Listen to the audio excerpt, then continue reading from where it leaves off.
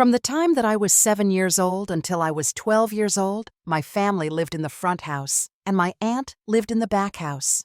From her living room, I could see our front door.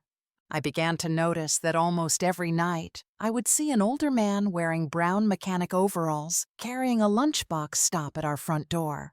He would stop like he was unlocking the front door. He would enter the house. I told my aunt about the man, and she told me to let her know the next time I saw him. The next night she was watching us, and I saw the man walking up our driveway. I called my aunt and we headed outside. I asked her if she saw him, and she said that she saw him too. We walked to my house and watched the man stop at the door, unlock the door, enter the house.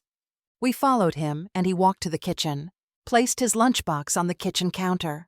He turned around, almost facing us, and disappeared.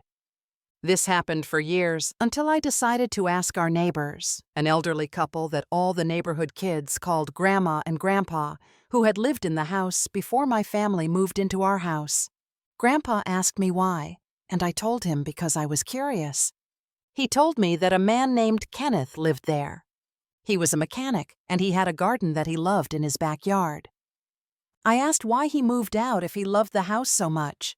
He told me that Kenneth was coming home from work one night, and he died in a car accident. He never made it home. I said that was sad. I hope he didn't go through pain. Grandma said that he instantly passed as soon as the two cars hit. I told my aunt what Grandpa said about Kenneth, and she told me that maybe I should tell him what happened.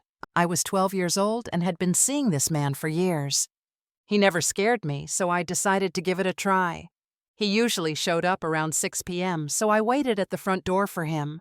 When he walked up the driveway, I spoke to him. I said, "Hello, Kenneth. You had an accident and never made it home from work. My family lives in your house. You're free to keep coming back here every night, but there's a beautiful garden waiting for you on the other side. You're free, and I know that you miss your garden." Kenneth looked at our house, looked down at the ground, then looked up at the sky. He disappeared for the last time. We never saw him again. I told Grandma and Grandpa what I did, and Grandma said that she saw him walking down the street, but he always looked right through her. He heard you, he saw you, and that is a very special thing. Don't ever forget that.